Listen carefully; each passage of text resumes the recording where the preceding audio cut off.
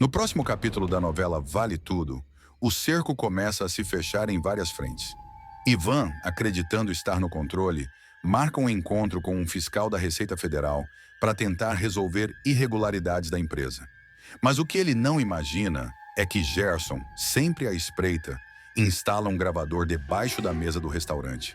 Em meio a frases calculadas, Ivan se descuida e faz uma proposta ilícita. Dias depois, a bomba estoura.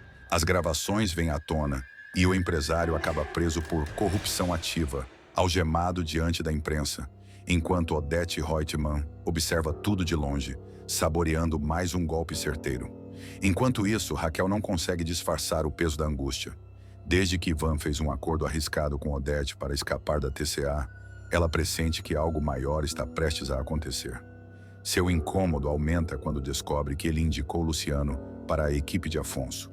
Movimentação que pode trazer consequências desastrosas. Raquel não hesita em alertar. Quanto mais Ivan se cerca de pessoas de caráter duvidoso, mais se aproxima de um caminho sem retorno. Antes de continuar, clique no botão de gostei, se inscreva no canal e comente uma nota de 0 a 10 para a novela.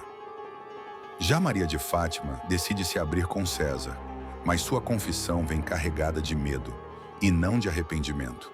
Ela admite que não conseguiu sabotar os remédios de Solange, alegando que sua consciência pesou no último instante. A resposta de César é gelada. Acusa a parceira de fraqueza e a lembra que, sem atitudes ousadas, jamais derrubarão os Reutemann. O que os dois não percebem é que Sardinha, desconfiado das armações da jovem, passa a investigar cada passo dela, disposto a descobrir até onde Maria de Fátima é capaz de ir em sua busca por poder. Raquel enfrentará o impacto da prisão de Ivan. Maria de Fátima ficará sob o olhar vigilante de Sardinha e Odete reforçará seu posto como a grande estrategista que move todas as peças desse jogo perigoso. O jogo vai virar contra Odete Reutemann. Após arquitetar uma armadilha cruel para incriminar Ivan e colocá-lo atrás das grades por corrupção ativa, a empresária verá sua segurança estremecer de forma inesperada. A mesma rede de influências que ela manipula a seu favor começará a se virar contra ela. Odete, calculista como sempre, terá planejado cada detalhe da emboscada. Ivan será atraído para um encontro com um fiscal da Receita Federal, convencido de que precisa resolver pendências envolvendo contratos da TCA. O que ele não imagina é que todo o cenário foi armado pela ex-sogra, que ainda nutre um rancor mortal desde que ele ousou enfrentá-la, e principalmente por ter rompido o romance com Heleninha, desprezando os planos que ela alimentava para manter o controle sobre a filha. O encontro será registrado por microcâmeras escondidas e pelo gravador levado pelo agente infiltrado. Ivan, pressionado, será induzido a oferecer propina, acreditando que esse seria o único caminho para salvar sua reputação profissional. No entanto, em questão de segundos, a sala será invadida por policiais federais. O executivo será surpreendido, algemado diante de flashes e câmeras de televisão que acompanharão a operação como se fosse um espetáculo de horror transmitido em rede nacional. A notícia cairá como uma bomba em toda a alta sociedade. Manchetes estamparão jornais e sites. Executivo da TCA preso em flagrante por corrupção ativa. Programas sensacionalistas exibirão as imagens repetidas vezes, enquanto jornalistas farão plantão em frente à delegacia para captar cada detalhe da queda do ex-genro de Odete. Dentro da TCA, Odete fingirá surpresa ao receber a notícia. Com sua voz fria e olhar impenetrável, comentará em alto e bom tom: "Que vergonha, um executivo do meu grupo envolvido nesse tipo de crime. Isso é inadmissível." Os demais acionistas, no entanto, trocarão olhares desconfiados. A postura exageradamente tranquila da magnata chamará a atenção, mas Odete seguirá firme, sustentando a encenação de uma empresária indignada com o escândalo. Só que a máscara começará a rachar quando, poucas horas depois, um oficial de justiça entrar em sua sala. A vilã será intimada a comparecer à delegacia para prestar depoimento. O motivo? A operação revelou que o nome da TCA foi usado diretamente na negociação do suborno, e a investigação não poderia prosseguir sem ouvir a presidente da companhia. A caminho da delegacia, Odete mostrará a primeira fissura em sua blindagem emocional. O olhar firme dará lugar a uma expressão carregada de fúria contida. Como ousam me intimar? Eu, Odete Reutemann? Esses incompetentes não sabem com quem estão lidando. Resmungará dentro de seu carro blindado. Ao chegar, porém, a surpresa será ainda maior. Ela dará de cara com Raquel, que já estará no local para acompanhar o depoimento de Ivan. O reencontro será explosivo. A cozinheira, tomada de raiva, não perderá a chance de expor sua revolta diante de todos. Assassina! Você vai pagar pelo que faz com as pessoas, Odete Reutemann. O barraco será imediato.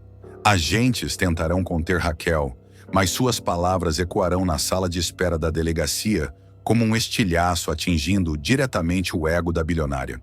Você pensa que é intocável, mas vai cair. Do mesmo jeito que tentou me destruir, vai ser destruída, continuará Raquel, enquanto Odete, visivelmente atingida, respirará fundo para não reagir de maneira que possa comprometer ainda mais sua imagem. Os investigadores acompanharão cada detalhe. Anotações serão feitas, observações registradas. Afinal, as acusações de Raquel sobre o envenenamento de alimentos da Paladar ainda circulam como boatos não totalmente esquecidos. O passado nebuloso da empresária começará a ser revirado. No depoimento, Odete tentará se manter firme, argumentando que não tinha conhecimento das atitudes de Ivan e que jamais compactuaria com corrupção. Usará seu tom autoritário e frases calculadas. Eu dirijo um império, senhores. Não tenho tempo nem interesse em compactuar com essas práticas mesquinhas. Se meu ex-genro escolheu se envolver nesse lamaçal, que arque com as consequências. Mas os investigadores não se deixarão convencer tão facilmente. Uma das perguntas deixará a vilã desconfortável. A senhora confirma que indicou pessoalmente o nome de Ivan para os contratos internacionais da TCA? Odete hesitará por um instante. Algo raríssimo. Essa pausa, captada pelas câmeras da imprensa e pelos olhares atentos, será suficiente para alimentar suspeitas. A empresária perceberá que desta vez o terreno não está tão sólido quanto imaginava. Enquanto isso, Raquel encontrará aliados inesperados dentro da própria delegacia.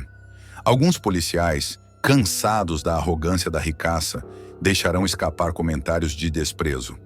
Essa aí pensa que manda em tudo, mas o dia dela vai chegar. A cada passo da investigação, a pressão aumentará. Acionistas da TCA começarão a se reunir secretamente para discutir a possibilidade de afastar Odete temporariamente da presidência, temendo que a crise de imagem abale as ações da empresa. Heleninha, fragilizada, entrará em conflito interno. De um lado, a dor por ver Ivan sendo humilhado. De outro, o peso esmagador da influência da mãe. E enquanto Odete tenta controlar os danos, novas peças do quebra-cabeça surgirão.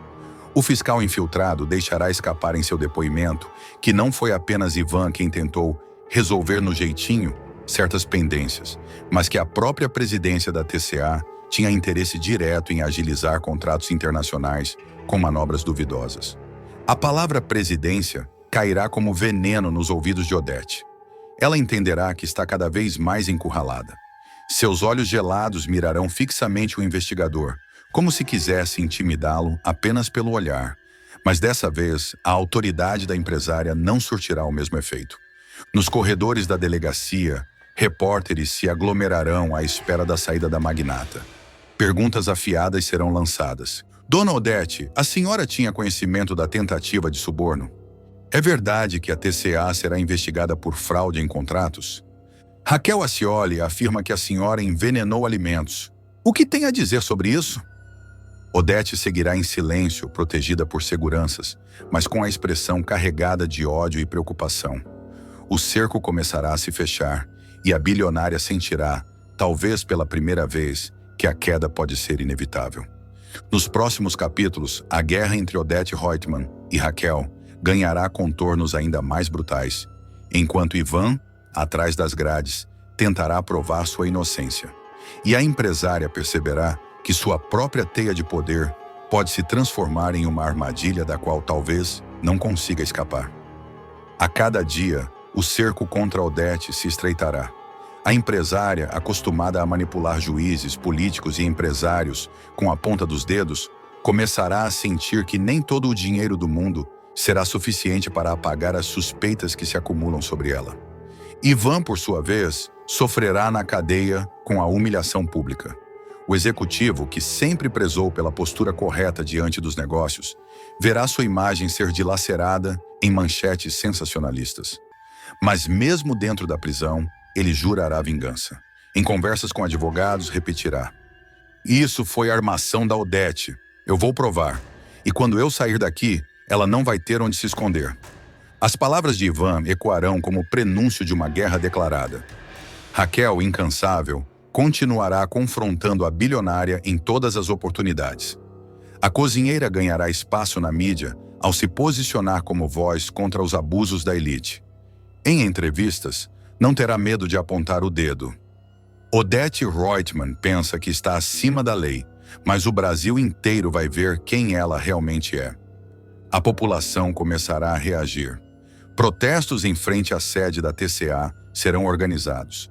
Cartazes com frases como "Chega de impunidade" e "Odete Roitman, assassina moral" aparecerão nas ruas. O império da bilionária começará a tremer nas bases. Dentro da mansão dos Roitman, o clima ficará insustentável. Heleninha mergulhará em crises cada vez mais intensas, dividida entre o amor por Ivan e o peso da sombra da mãe.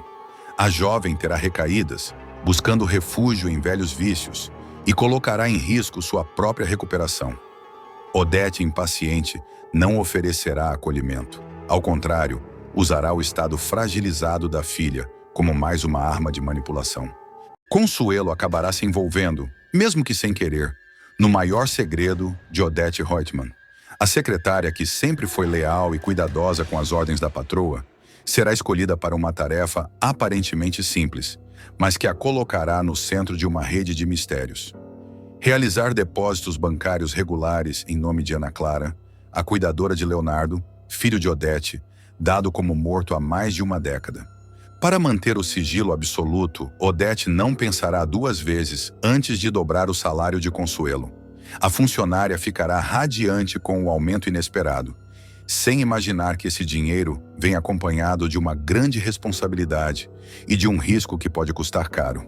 Ao dar a notícia, a megera deixará claro que aquele privilégio não era apenas reconhecimento, mas também um pacto de confiança. Consuelo, eu vou viajar para o exterior nos próximos dias. Antes de partir, preciso deixar alguns assuntos organizados. É exatamente nisso que você vai me ajudar, dirá Odete com sua habitual frieza calculada.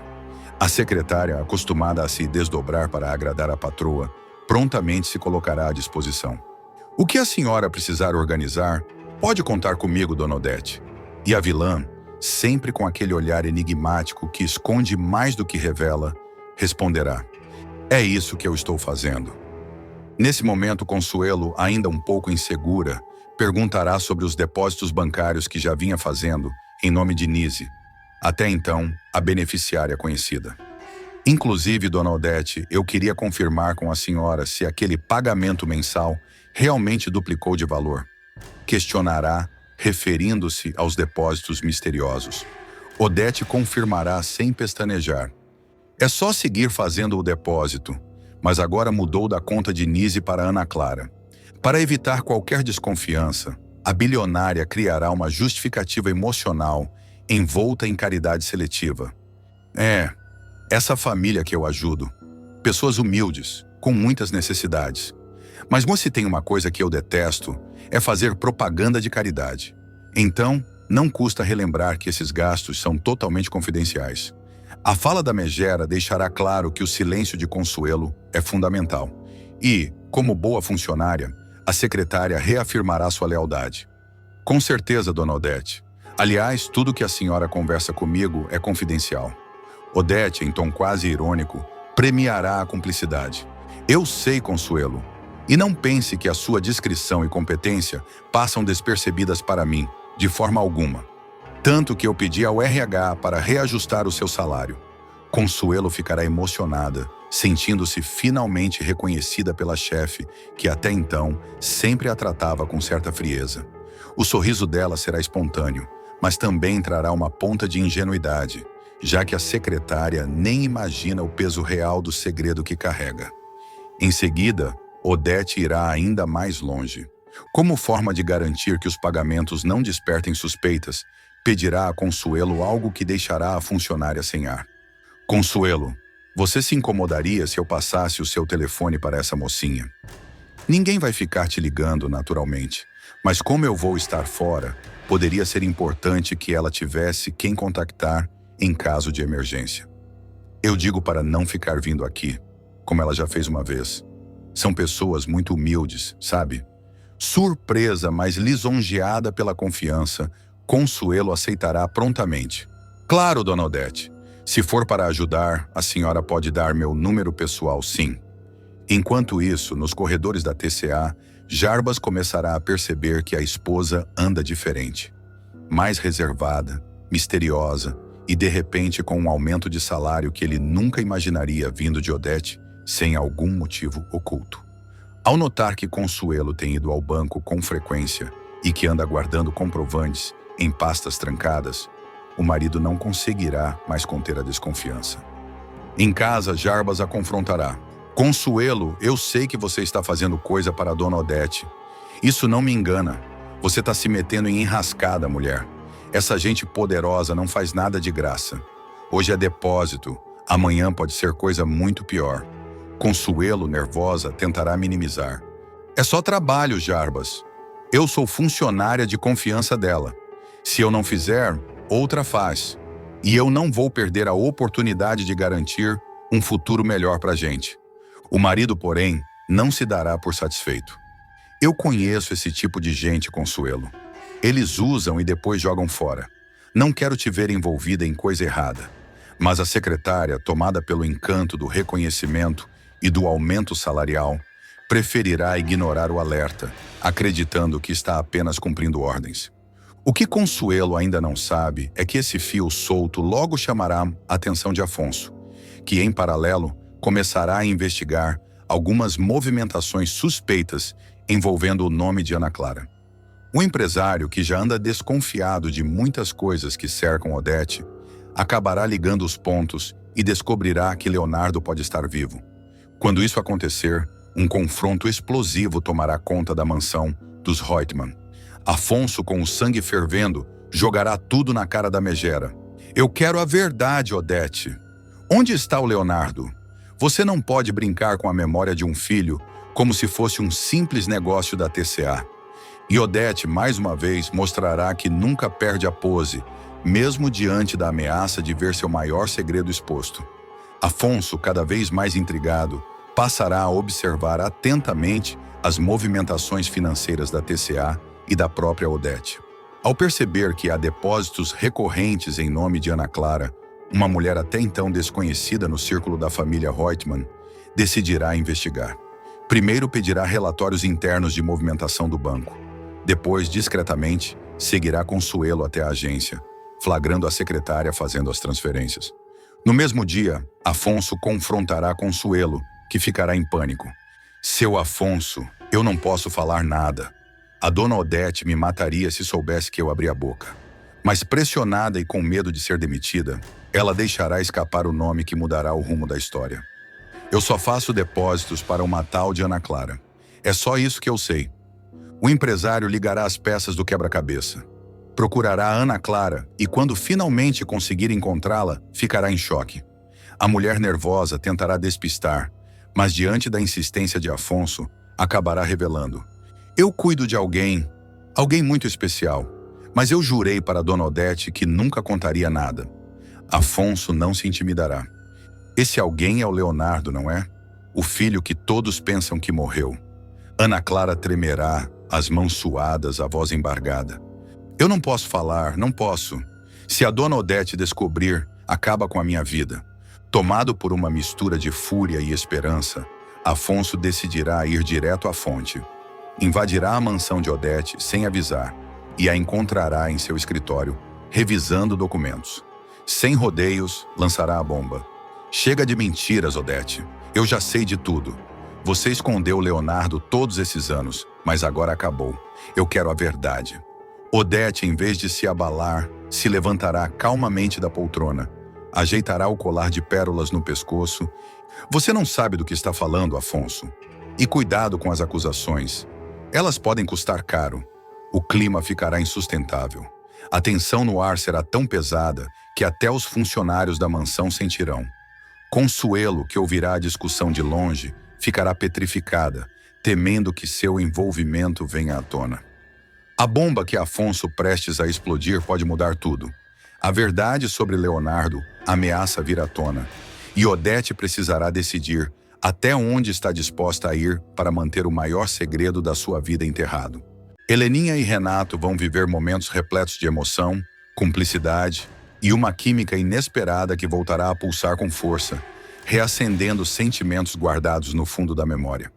A filha de Odete Reutemann, após uma trajetória marcada por quedas, recaídas, humilhações e uma dolorosa luta contra o alcoolismo, finalmente se verá diante da possibilidade de escrever um novo capítulo em sua vida amorosa.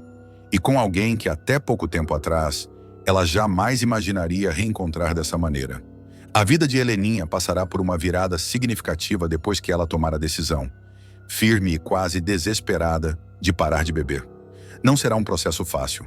Nos primeiros dias, a ansiedade e as dores físicas da abstinência vão tentar arrastá-la de volta para o fundo do poço. No entanto, a frequência constante nas reuniões dos Alcoólicos Anônimos será o alicerce para a mudança. Lá, Heleninha encontrará apoio, histórias de superação e, sobretudo, o espelho de outras pessoas que, assim como ela, tiveram de encarar a vergonha e a culpa para se reconstruir. Durante esses encontros, ela aprenderá a falar sobre si mesma, sem medo de julgamentos, admitindo publicamente que perdeu o controle, que machucou quem amava e que quase destruiu tudo o que tinha de mais valioso. A cada sessão, sentirá que parte daquele peso nos ombros começa a se dissipar, abrindo espaço para novos projetos e sonhos que antes pareciam inalcançáveis. Com a mente mais clara e o corpo livre da dependência, Heleninha decidirá resgatar uma antiga paixão, a arte. Não apenas como pintora, mas como incentivadora de outros talentos. É assim que surge a ideia de abrir a sua própria galeria.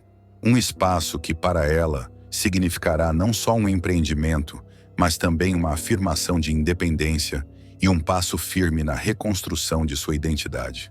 O dia da inauguração será simbólico.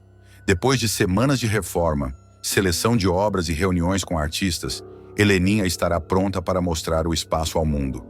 Entre os convidados que passarão pela galeria, um deles chamará a atenção de forma especial: Renato. O empresário, ao entrar no local, se deixará envolver pela atmosfera elegante, pelas paredes repletas de cores e pela luz natural que atravessa os amplos janelões. Caminhará devagar, observando cada detalhe, até encontrar Heleninha ao fundo, conversando com um pintor. Essa galeria, ele começará com um sorriso sincero. É uma aquisição que vai marcar sua vida. Dá para sentir que é o seu lugar. O elogio vindo dele tocará profundamente a anfitriã. Heleninha, ainda emocionada pelo sucesso do evento, se lembrará imediatamente de Leonardo, seu irmão, e de como ele sempre acreditou no seu potencial.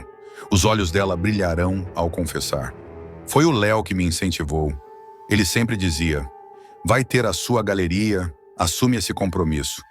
Na época eu ria, achava que era um sonho distante, quase impossível. Mas no fim, ele estava certo. A lembrança deixará um breve silêncio no ar. Os dois se olharão, compartilhando uma nostalgia mútua que os levará de volta a tempos em que a vida parecia mais simples, embora cheia de segredos.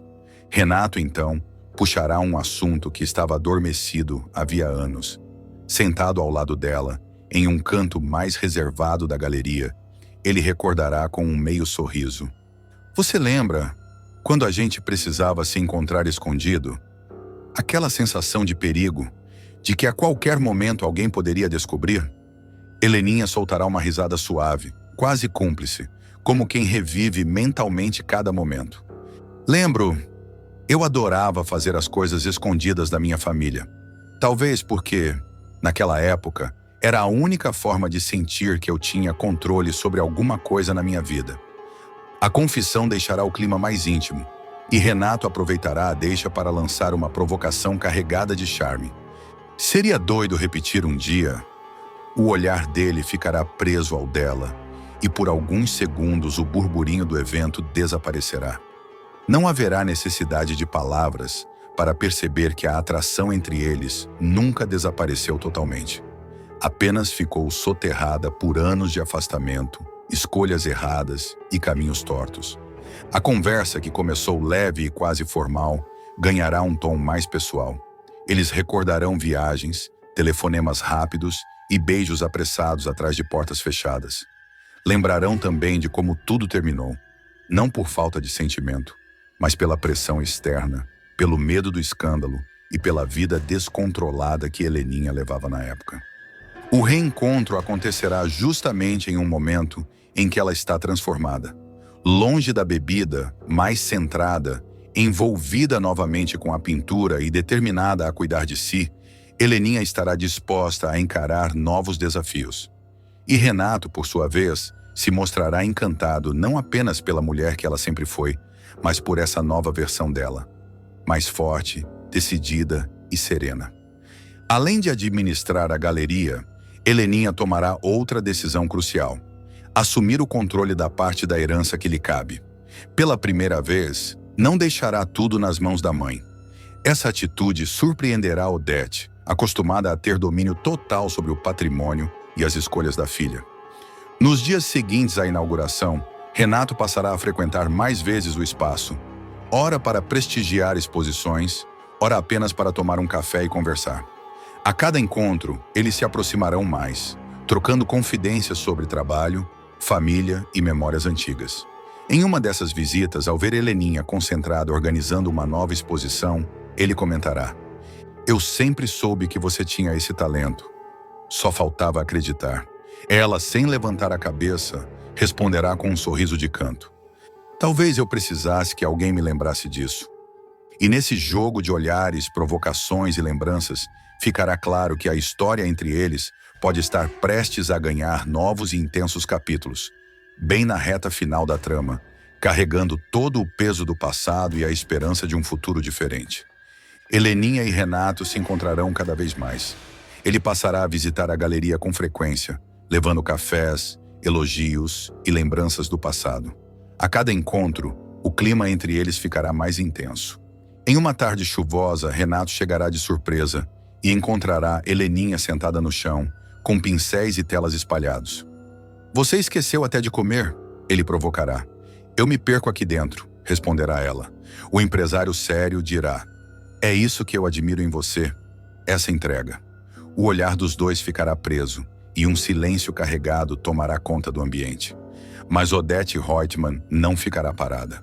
Ao perceber a reaproximação, surgirá na galeria com seu tom venenoso. "Vejo que você anda, ocupada, renovando velhos contatos." Heleninha reagirá com firmeza: "Estou reconstruindo minha vida, mãe, e nisso não cabe mais a sua aprovação ou desaprovação."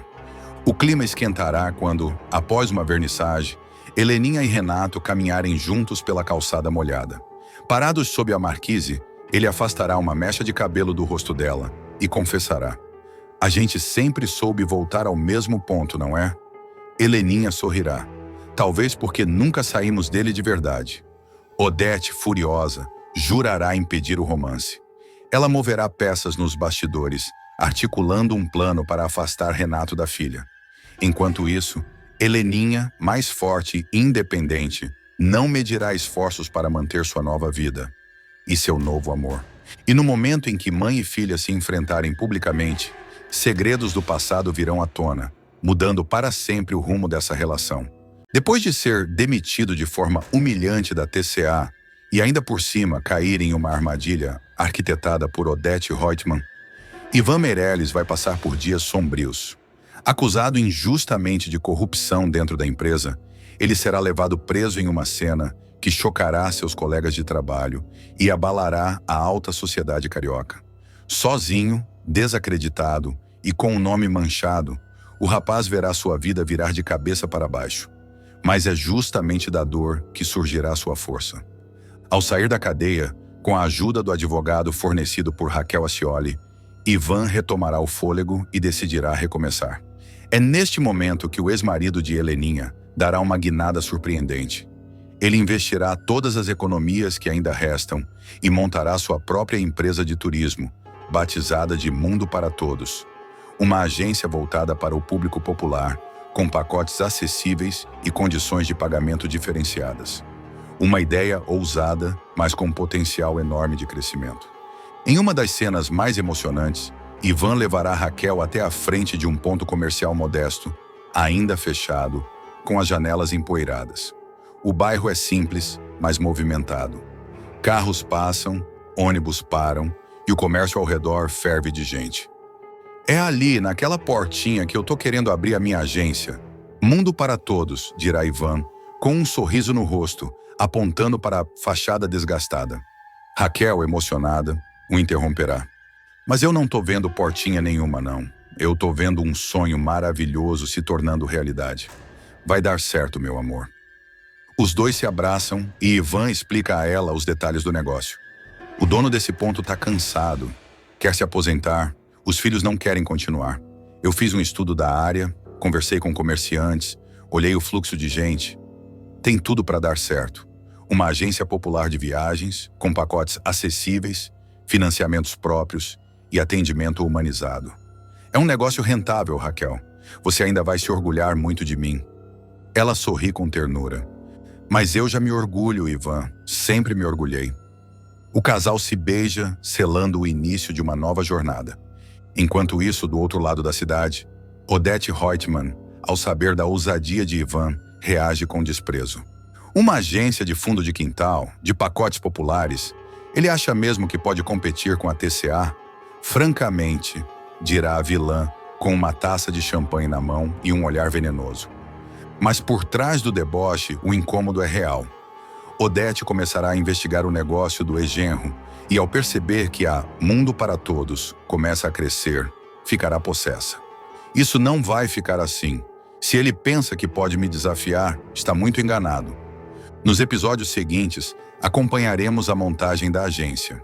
Ivan pintará as paredes ao lado de Raquel, instalará placas, comprará computadores usados e contratará 2 ex-colegas da TCA que também haviam sido descartados por Odete.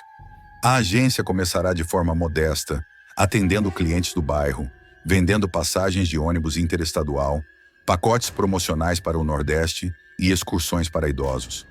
Aos poucos, a clientela aumentará. Boca a boca, as redes sociais, depoimentos de clientes satisfeitos. Tudo fará com que o nome Mundo para Todos comece a ecoar por todo o Rio de Janeiro. Se ele quer brincar de empresário, eu vou mostrar como o mercado funciona. Preparem um pacote agressivo. Quero derrubar os preços. Vamos engolir esse verme. A TCA lançará uma campanha milionária em resposta, com outdoors, comerciais em horário nobre e promoções imperdíveis. Mas Ivan não se intimidará. Em vez de contra-atacar com marketing, ele responderá com sensibilidade e inteligência emocional. Criará uma campanha simples, mas tocante. Viagem é direito, não luxo. Clientes humildes, famílias inteiras, jovens sonhadores e até ex-motoristas de aplicativo começarão a buscar a agência de Ivan. A fila para atendimento dobrará a esquina. A agência, que era uma portinha, ganhará uma segunda unidade. Depois, uma terceira. Logo estará presente em 3 estados brasileiros. Odete, cada vez mais furiosa, exigirá relatórios diários sobre o crescimento da empresa rival. Os números, que antes pareciam insignificantes, começarão a assustar. Ele está crescendo, isso é inadmissível. Descubram quem são os investidores por trás dessa empresa. Ninguém cresce tanto assim sem um padrinho forte. Mas a verdade é que Ivan está crescendo por mérito. Ele vai organizar feiras de turismo popular, fechar parcerias com cooperativas e até com prefeituras do interior. Terá um programa de fidelidade para clientes da terceira idade e um clube de vantagens para famílias de baixa renda. O modelo de negócio dele é inovador, eficiente e humano. E isso Odete jamais vai compreender. Os bancos não vão facilitar. As operadoras de turismo tradicionais tentarão boicotar os pacotes da Mundo para Todos. Mas Raquel estará ao lado dele em cada queda e cada recomeço. Em uma cena forte, ela dirá: "Se a gente teve coragem de servir marmita na beira da estrada, a gente tem coragem de conquistar o mundo." Odete, sem conseguir frear o crescimento da agência, recorrerá a métodos escusos. Pagará um jornalista para publicar denúncias falsas contra Ivan. Tentarão dizer que ele está lavando dinheiro. Usarão o passado dele na TCA como arma, mas Ivan reunirá provas, processará os caluniadores e dará uma entrevista ao vivo na televisão. "Eu fui vítima de uma armação, mas não abaixei a cabeça. Minha agência nasceu para servir a quem sempre foi esquecido por esse mercado elitista. E ninguém vai me parar." O vídeo viralizará. Ivan será convidado para palestras, congressos e até programas de auditório. Sua história de superação inspirará outros empreendedores. E como um troco do destino, a TCA começará a perder espaço. Alguns diretores vão sugerir mudanças radicais. Odete, rígida e orgulhosa, não aceitará. "Eu não vou transformar a TCA em uma agência de excursão de pobre. Prefiro fechar as portas." Mas a pressão dos acionistas será grande, e as comparações entre Ivan e Odete começarão a aparecer na imprensa. A Megera usará sua influência política e empresarial para tentar sufocar a agência de Ivan. Mandará fiscais à sede da Mundo para Todos, tentará caçar os alvarás, denunciará a Receita Federal, moverá processos administrativos com base em denúncias falsas. Mas Ivan, prevenido, terá tudo em ordem. "Ela pode ter dinheiro, mas eu tenho dignidade, e é isso que vai me manter de pé", dirá ele ao lado de Raquel. Mesmo assim, a pressão será forte. Em uma das cenas mais dramáticas, Ivan receberá uma notificação de despejo do imóvel onde funciona sua primeira agência. Ao investigar, descobrirá que o novo proprietário do prédio é uma empresa de fachada, ligada à TCA. Odete comprou o imóvel só para tirá-lo de lá. Mas Ivan reagirá. Usará a indenização de uma causa antiga contra a própria TCA para comprar uma nova sede, ainda maior. Com a ajuda de Raquel, o ex-marido de Heleninha ampliará os negócios com coragem e propósito. E quem também vai se destacar nessa virada será Raquel. Inspirada pela coragem do companheiro, ela vai propor um novo projeto: a criação de uma cooperativa de pousadas populares em cidades turísticas menores, integradas aos pacotes da Mundo para Todos. Ivan amará a ideia. "Você é mais que minha parceira. Você é minha base." Enquanto isso, na TCA, o clima será de instabilidade. Um boato de falência começará a circular. Executivos abandonarão o barco. Acionistas pressionarão Odete. Uma fraude fiscal milionária será descoberta. A investigação atingirá o núcleo duro da empresa. E o nome de Odete estará entre os citados. A imprensa não perdoará. A elite empresarial começará a virar o rosto. Uma CPI será aberta. Ao saber da notícia, Ivan comentará com Raquel: "Ela tentou acabar comigo, mas quem está caindo agora é ela." Mas Ivan, longe de querer vingança, seguirá focado em crescer com integridade. E não para por aí. A Mundo para Todos será indicada ao prêmio de melhor empresa de turismo emergente do país. Ivan e Raquel serão convidados a participar de um painel de debates sobre empreendedorismo social, ao lado de grandes nomes.